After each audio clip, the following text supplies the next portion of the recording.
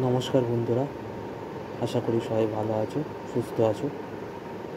আমি আমার এই চ্যানেলে প্রতিদিন 30টা থেকে 40টা জিকে কোশ্চেন করানোর চেষ্টা করব। বেশি সময় নষ্ট না করে আজকের সেটটা শুরু করা যাক। প্রথম কোশ্চেন আমরা দেখছি কি, ফিফার সদর দপ্তর কোথায় অবস্থিত? France, Brazil, Germany, Switzerland. ফিফার কথাটা আমরা সম্পর্কে সবাই জানি। ফিফার পুরো কথা হলো federation of international the football association. এর সদর দপ্তর কোথায় অবস্থিত? সুইজারল্যান্ডে অবস্থিত। সুইজারল্যান্ডের কোথায় অবস্থিত? সুইজারল্যান্ডের জুরিখে অবস্থিত। এটা 1904 সালে ফ্রান্সের প্যারিসে প্রতিষ্ঠিত হয়েছিল। সেকেন্ড কোশ্চেন দেখে নেব।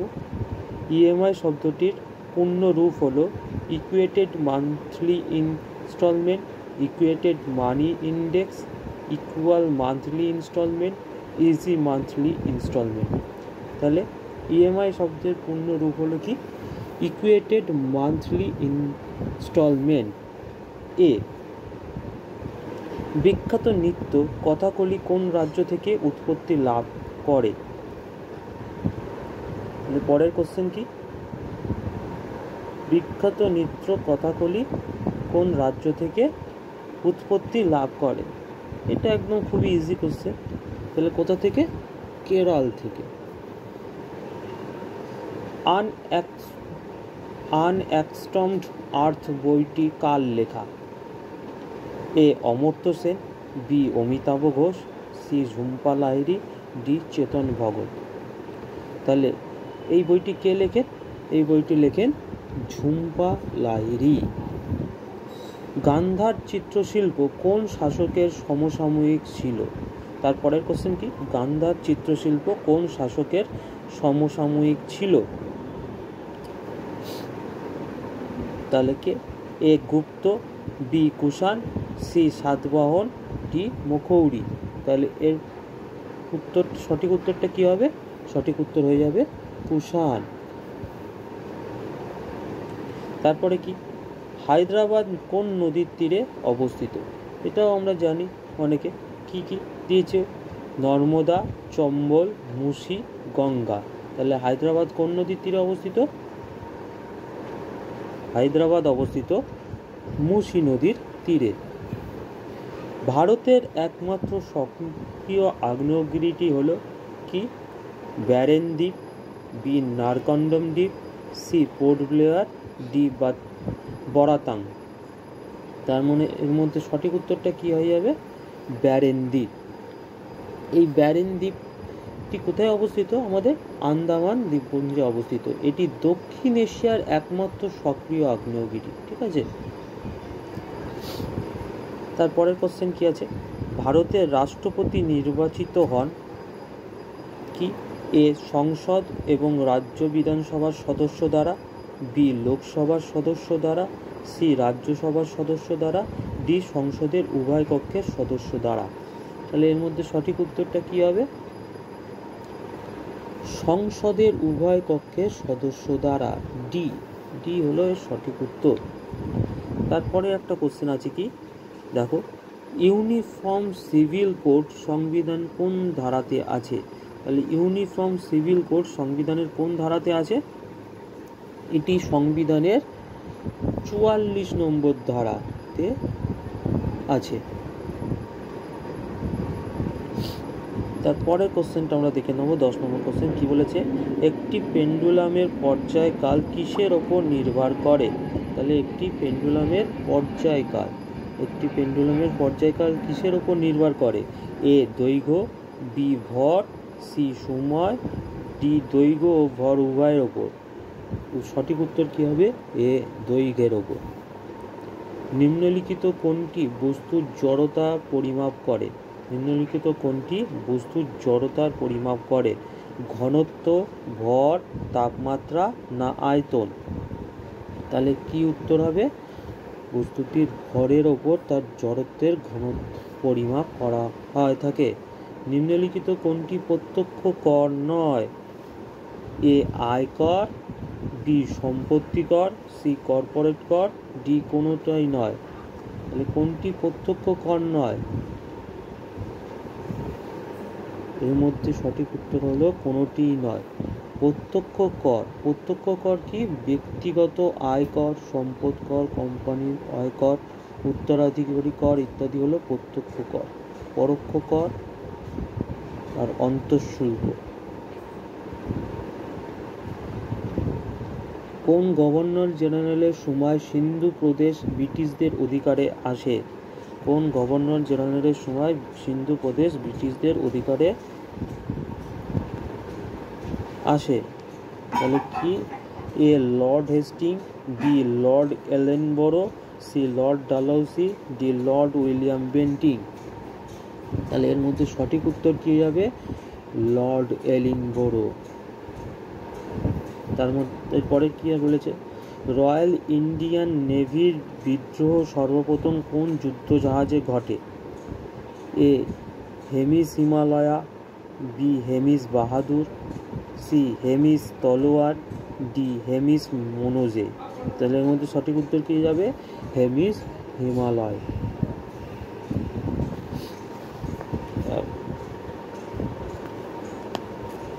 পরের কোশ্চেন 15 নম্বর কোশ্চেনটা দেখে নেবো কি বলেছে। হ্যারি পটার সিরিজের লেখক হলেন কে? A J K Rowling, B Bill Clinton, C Salman Rushdie, D Rudyard Kipling. তাহলে এর মধ্যে হ্যারি পটার সিরিজের লেখককে? A J K Rowling. জাতিসংঘের কতগুলি অফিসিয়াল ভাষা আছে? 2টি, 4টি, 6টি, 8টি। তাহলে জাতিসংঘের কতগুলো অফিসিয়াল ভাষা আছে? 6টি। 6টির মধ্যে এই 6টির অফিসিয়াল ভাষা কি কি?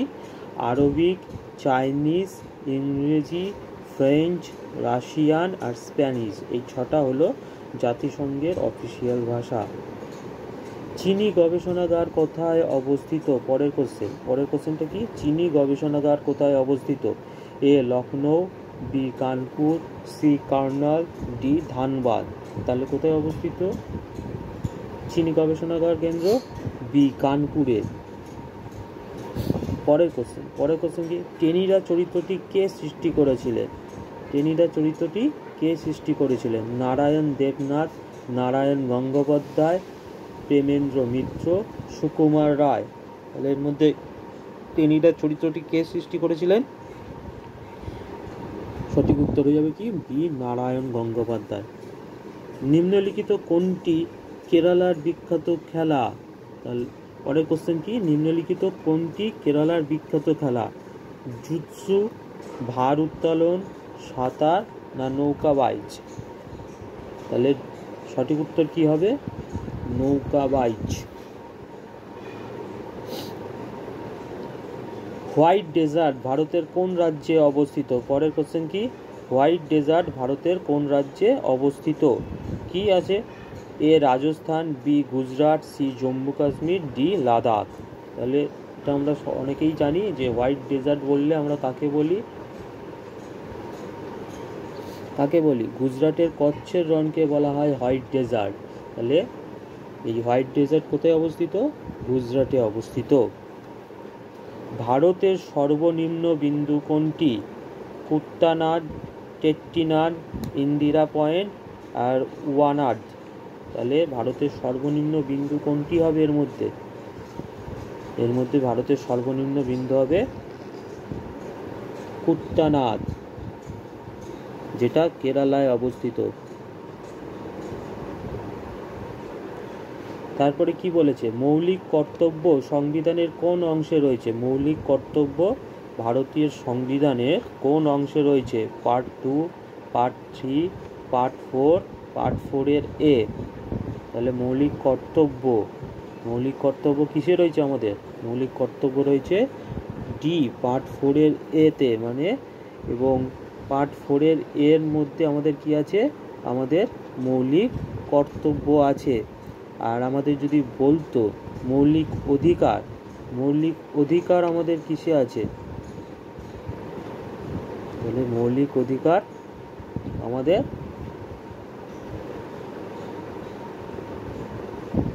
পার্ট 2 এ আছে।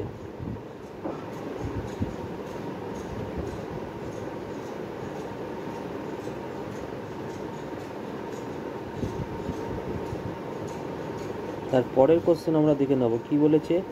ইলেকট্রন কার সংমিশ্রণের তৈরি মিশ্র ধাতু? ইলেকট্রন কার সংমিশ্রণের তৈরি মিশ্র ধাতু? এ তামা ও দস্তা, বি সোনা ও রূপা, সি নিকেল ও দস্তা, ডি সোনা ও নিকেল। তাহলে ইলেকট্রন কার সংমিশ্রণের মিশ্র ধাতু? সঠিক উত্তর হয়ে যাবে বি সোনা ও রূপার সংমিশ্রণের মিশ্রণ ধাতু। তারপরে কি বলেছে, নিচের কোন ভিটামিনটি হরমোনের মতো কাজ করে? নিচের কোন ভিটামিনটি হরমোনের মতো কাজ করে? Vitamin A, vitamin C, vitamin D না ভিটামিন কে? ভিটামিন ডি হলো সঠিক উত্তর। অ্যাজ ইউ লাইক ইট গ্রন্থটি লিখেছেন কে? অ্যাজ ইউ লাইক ইট গ্রন্থটি কে লিখেছে? Graham Swift, Bill Clinton, William Shakespeare, Lewis Carroll. তাহলে অ্যাজ ইউ লাইক গ্রন্থটি লিখেছেন কে? William Shakespeare. ভারতের পিকাসো কাকে বলা হয়? ভারতের পিকাসো কাকে বলা হয়? এম এফ হুসেন, ফতে আলী খান, জিডি বিল্লা, আমজাদ আলী খান। তাহলে ভারতের পিকাসো কাকে বলা হয়? এম এস হুসেনকে। এম এস হুসেনকে। কবির পুরস্কার কোন ক্ষেত্রে প্রদান করা হয়? কবির পুরস্কার কোন ক্ষেত্রে প্রদান করা হয়? এ স্থাপত্য, বি সংস্কৃতির বিকাশ, সি হিন্দি সাহিত্য, ডি সাম্প্রদায়িক সম্প্রীতি প্রচার। তাহলে এর মধ্যে সঠিক উত্তর কি? সাম্প্রদায়িক সম্প্রীতির প্রচারে কবির পুরস্কার প্রদান করা হয়। তারপরেরটা কি আছে?